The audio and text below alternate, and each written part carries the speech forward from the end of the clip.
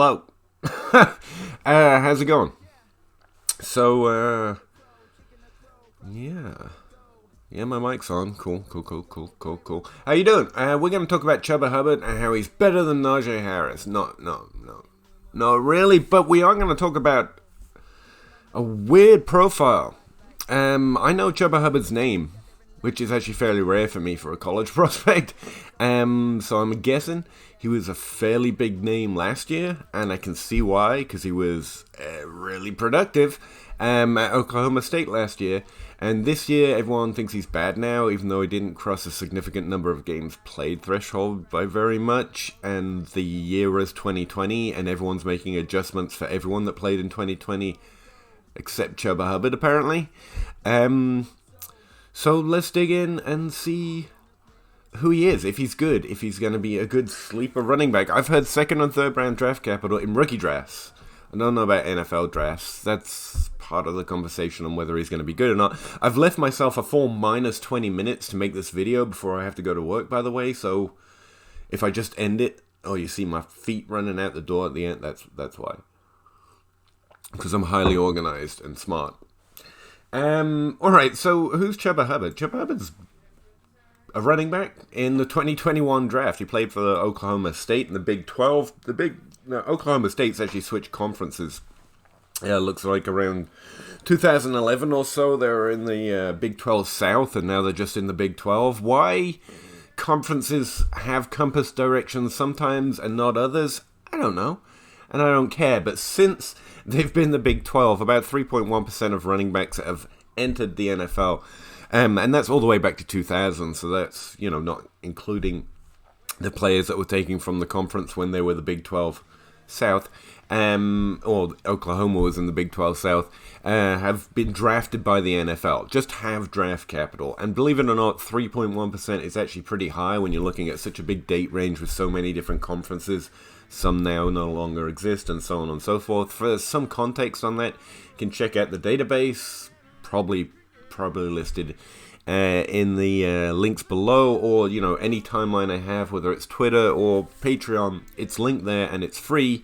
Make sure you check out the sources tab, because that's the people who actually do all the wizardry to get me data mostly, and I just offer the legwork, the grind work to make it, mainly because I'm a little nerd with no money, and I like to look at data and paywalls. So we're trying to find a free or an alternative just so we can take a look.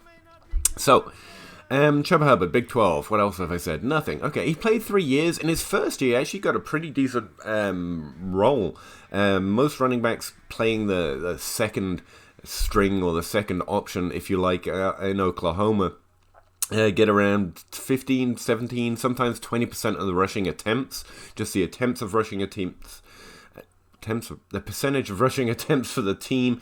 Chuba Hubbard blew in, what was it? Would have been 2018 or so. I can check that out. I've got data in front of me, yeah. And he came in at 25%, which Justice Hill was getting 32%. Chuba Hubbard played 13 games, Justice Hill played 10. So I'm imagining some injury played into what was Justice Hill's last year on the team, I believe. But still, 25% is a significantly high percentage for this team in this conference as the second heaviest running back with opportunity on the team. That's not a thing that happened to Chuba Hubbard the next year. In 2019, only really 2 running backs get opportunity in his big season, which to me highlights the fact that there was no need to find anyone to take up that third, fourth role, because typically going all the way back to when they were in the Big South, there's at least 3, normally 4 or 5 running backs getting some level of rushing attempts for the team. But in 2019, when Chuba Hubbard was the lead guy, he got more rushing attempts, or a higher percentage of rushing attempts for that team than is typical. Justice Hill got the second highest over the last 5-6 years or so. He had 60% of rushing attempts. Chuba Hubbard blew in 2019 with 61.8% of the rushing attempts. So comparable, but still, it's noticeable he had a little bit of an edge in terms of a total opportunity. And what's really noticeable to me is that no one, like one other guy, LD Brown, got 7.5% of the rushing opportunities. Now, this also is total team percentage, so you've also got to take into account, like one of Chris Carson's year, who also came from this team before they were just the Big 12, not the Big 12 South. He has a year where he gets around 20, 25, 28% of the rushing attempts, but a quarterback is actually taking up 17% of the rushing attempts, which isn't typical for that team. So situation also plays into this, and having talked to Travis May from RotoViz a little bit about Chuba and Oklahoma State, just to get some on-field context. I did talk with Zach Reed very recently from the Dynasty Dummies to get a film perspective, but every time we got to Chuba, we ended up going off on some wide receiver. The last time we tried to attempt it, we were talking about Amari Rogers. Zach's got a very weird and hilarious comp for Amari Rogers, and that just derailed us, and we never got back on him. So in 3 hours, we mentioned Chuba's name like 4 times, and we both said, hey, that's an interesting name, and never actually got to talking about him. So I actually DM'd Travis May on Twitter just to give me a little extra context. I also DM'd Zach, but he's too important. He didn't get back. No. I haven't been able to speak to him about Chuba yet. But Jake Anderson, the creator of that new GIF I've got to start scenes, that Crossroads thing, he just found them. I guess he was just playing with stuff and visuals at some point and made that. He used to be my co-host, if you don't know, so there was a reason he was playing specifically with the Crossroads. But anyway, he's a film guy as well, and he keeps mentioning Chuba as someone he likes, but specifically because of that second, third round potential draft capital. People are letting Chuba fall, and even though I haven't gone and looked at ADP or many other people's ranks, it's pretty clear he's not a large part of the conversation this year. But when the small amount of information I've gained from that is mostly centered around 2020. Now, talking to Travis May for a little bit more context, I happen to know that the offensive line, the O-line, listen to me, I'm using football terms like a jock. No, has actually declined increasingly around 2016 or so, Travis May said. So in 2019, when Chuba was having his big year, he wasn't having the best offensive line they've ever had. In fact, it was one of the worst. And in 2020, it was perhaps the worst they've seen in the recent past or whatever. And now 2020 does pose a little bit of a problem for Chuba, given our understanding of how we profile the running back position. And it does matter that other players were getting opportunity and so on and so forth, but overall, he looks pretty decent. But he only played, 8 games in 2020? 7, in fact. And having read some news articles, I do know there was a whole bunch of controversy outside of the pandemic in 2020 for the team. I'm really not the place to talk about social issues or stuff like that, but it does seem like he was with his coach, and then people are saying he saved his coach by making him reform his behavior by supporting a news network which essentially promotes racism and division, apparently. And so there was a lot going on, and I think there might be a lot of bad taste in people's mouths over that, and the fact that he decided to declare early for the NFL draft and concentrate on that. From my perspective, I'm just playing fantasy. I don't care. I can make a story up that's great or bad, that he's concentrating on what we care about, his NFL career, or the other way. Like, I don't think that matters overly for me. What I do know is in his best season, which is typically the most important for a running back season, he was actually incredible. And I use that word lightly, especially since a lot of people that I respect pretty much have just they're now just mutt on Chuba, but I don't know why. I honestly can't find out why from his profile. Now, for running backs, I've actually recently imported or started calculating breakout age, and it does seem to have some use at least, but I'm not going to go on about this too much. What I really want to talk about is what I just added again while profiling Chuba, is looking at yards per team attempt above team average. So you're looking at every player at that position that had 30 touches or more and how productive they were on their opportunities compared to the team opportunities. It's still heavily relying on volume, so those who get more volume are typically better, but when you take that in context of everyone else who came from the team, especially since I've got more context from Travis that the O-line used to be better, Chuba in his best year was producing more yards per team pass attempt than anyone else on this team. And again, we only really have Justice Hill and Chris Carson who showed up at all with draft capital for our rookie drafts, and Chris Carson's the only one who's had any real NFL success. Again, that 3.1 drafted rate from the Big 12 is a concern, but Chuba Hubbard, in what it's described to be a worse situation, and his best season was further above the team average at running back in terms of yards created per team opportunity than anyone else. And that goes all the way back to Joseph Randle, who actually had the biggest distance in any single year, but when you look at it in context of the other running backs, he actually comes slightly below Chuba. Now, this isn't a number that we just rank running backs by, but it does provide good context of how they were performing in their situation on their opportunity. And I'll put it as simply as I can.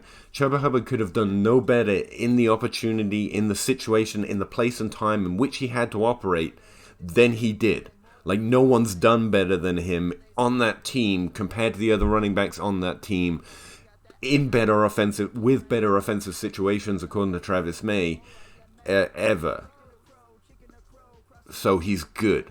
I mean, I can't speak to his traits. I can't say whether he's just blowing through open holes, which would be the good offensive line, or whether he's got elusiveness, or, I mean, we've got numbers to try and describe that stuff, but not really public data we're able to track. And honestly, I find most of them take a long and sightseeing tour down narrative street when we get to that stuff. So yeah, I'm not overly concerned. I do like the fact that he produced nearly 4,000 total yards in 3 years, with only one of those years where he had the full role in 2020. Again, he didn't play a full season. There was other stuff going on. In this first year, he got a very large percentage of the work for a rookie at age 19. Actually, that's when his breakout age is. He was 19 that year, and he actually got 15% of the team's total dominator rating. So you're taking running back or rushing attempts into the equation, not just college dominator, which is what we use for wide receivers. So yeah, he looks to have been great. He's got 6.2 yards per touch, which is just over the average for top 12 running backs, but that's not taking his team or his conference situation into account.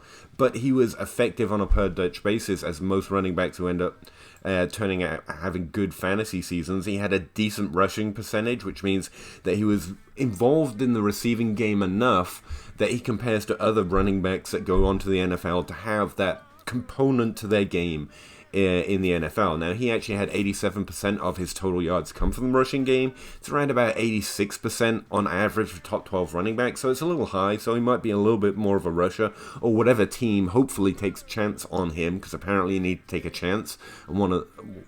Anyway, on Chuba, it's probably not going to draft him to use him like a receiver, but he's at least shown enough in college that he has the basic skill set, I can say pretty confidently, to have that PPR edge, that potential 3-down roll edge, for us in our little silly fantasy game. But when you adjust it by conference or adjust it by team, specifically when you focus on the context in which his production was actually created, and taken a little bit of information from some jocks, some good old film grinders.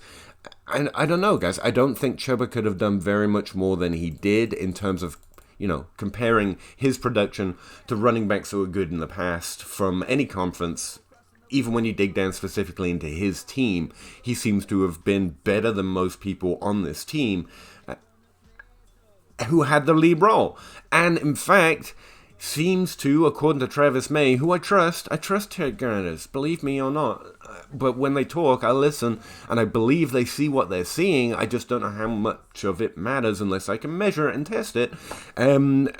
And Travis May's got a pretty good eye, and he says the team was actually in a worse situation. Chuba Hubbard had less help from his offensive line and his situation than any other running back playing on this team before now, and in his best year, he was 1.2 yards per team attempt above his teammates, and that's better than Justice Hill, that's better than Chris Carson in his best year, although context, Chris Carson was kind of held back in a little bit, but it seems to be by a rushing quarterback. And therefore, that might affect that stat too. But Joseph Randle has one of the most impressive yards per team attempt just stats. He was not as far above his teammates' average as Chuba was his team's average. Now, again, I do want you to know the context. And when you look by year, and this is the way I do it, and when I looked at Chuba's 2019, it did stick out to me that only L.D. Brown, it's right here, actually had any other rushing opportunities on the team. And this is a tab I intend to include in the database as well. well. I've asked and no one seems particularly interested, but I like being able to see it lined up by years sometimes, just to visually see what these stats mean. And so this might also have a negative connotation for Chuba's production, and that he was good, he was overproductive for most running backs coming from this team, and productive compared to most running backs who's been good in the NFL in his best year. And I think that first year shows significant early opportunity, although that's only marginally useful for running backs, given the Miles Sanders type rule. But there was no Saquon Barkley on this team holding other running backs back. It's just Chuba who jumped into a larger role than most in his first year. But the context I'm talking about is about the yards per team attempt above team average, is that if you've only got 2 running backs on the team and getting any decent opportunity because of injury and because, according to Travis May, there was no one established that there was no reason to, I think that's a little narrative street, but I trust Travis. I think they could have found someone else if they wanted, is my general understanding, but they didn't. But that's probably just my imagination, according to Travis May. But what this means is that it's easier to be further above your teammates when there's only one, and that one guy is getting only 70.5% of the rushing attempts. So that statement might be inflated, and that's a path to where maybe he's not as good as that overall production makes him look. But honestly, my reading of his production seems to be the only fair conclusion to make is he was incredibly productive in a tough situation and more productive than most players in the same situation with better conditions. That means overall, I think we should see him as someone who produced in college, was very good in college, comes from a conference where the NFL does draft running backs. As far as I know, no one's talked about his physical size being underwhelming or anything like that. That's not come up, and so he has a skill set on display that can definitely transfer to the NFL. Teams aren't going to draft him to be a receiver, but they probably are going to draft him, although it's sounding late for reasons that seem to be more contextual and narrative street around his 2020. And in his best season, he compares to the best running backs. Well, not the best. He's not blowing them away, not blowing these stats away like Barkley, like CMC. So I can see how he's more of a mid-range prospect in that way. But this is a fairly weak class. I've moved Chuba up in my ranks, which is the first page I had on here. I had him down because, I tend to trust people who were dismissing him, this year was really disappointing. When I saw he played 7 games, I was like, I can't really use that. And honestly, in those 7 games, to be fair, when we look at his 2020, he accounted for 27% of the team's rushing attempts, even though he only played 7 games. And he accounted for 29% of the team's rushing yards, even though he only played 20 games, and that to me means that he was still the best player on the team and actually produced more for that team than any other player at the running back position, despite all the stuff that was going on, despite declaring early for the NFL draft, and despite only being on the field for 7 games. And that seems to suggest he was still good. 2019 wasn't an aberration or anything. He was still good. It's just he didn't play a full season and other stuff happened. So I guess let him fall to me if you just hate productive running backs from pretty decent conferences that outperform their teammates even though the team situation is worse. I'm good with that. Thanks. But if he's fallen to the second round, I gotta be a second round running back drafter kind of a guy this year, I guess. Because we like running backs in fantasy, and depending on what happens to him in the draft, which to be fair, that drafted rate isn't particularly high, and there is a lack of hype around Chuba, so he may well fall. And I don't think he blows away metrics like Aaron Jones did when he fell to the 4th round, and he was just a pretty easy hype train to get on board for me. But I think he's good. I think he's pretty damn good. Actually, I think he's probably as productive and as good as Travis Etienne and Najee Harris is, but the flow of his career in college just drops his numbers slightly.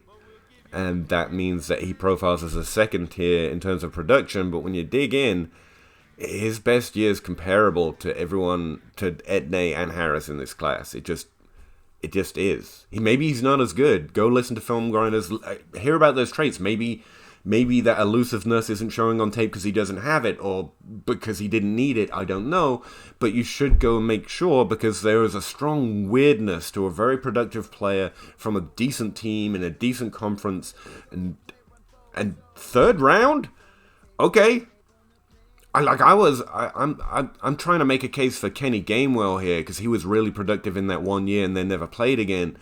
And we've got a player who played 3 years, was above average in most things, compares well to other prospects from a conference the NFL drafts from, and that's the guy that might drop below my distant and deep trutherism for Kenny Gainwell. Okay, I don't know what to tell you guys. It's I think the only fair reading of his production is that he was really productive as good prospects have ever been. And that's normally the profile I'm like, yeah, cool. And people are talking about him as a top 3 running back, but instead, they're not. So, okay. That's all I got for you. Because his numbers read, again, pretty clearly that this guy fits the profile of a really good running back in college. Now, we know that doesn't always translate to the NFL, but we can't judge him on being a really good running back in the NFL yet because he hasn't played there. So my concern with Chuba is draft capital, and that's it. Now, with Kenny Gainwell, I have that same concern, for example. In my Kenny Gainwell video, I spoke about it, but I also have to worry that 1 year is the only year, and that he is a smaller player, and that he didn't play as traditional of a 3-down running back role as most. There's a little other weirdness. We have to go a different path to find archetypes for Kenny Gainwell. A little bit, not a lot.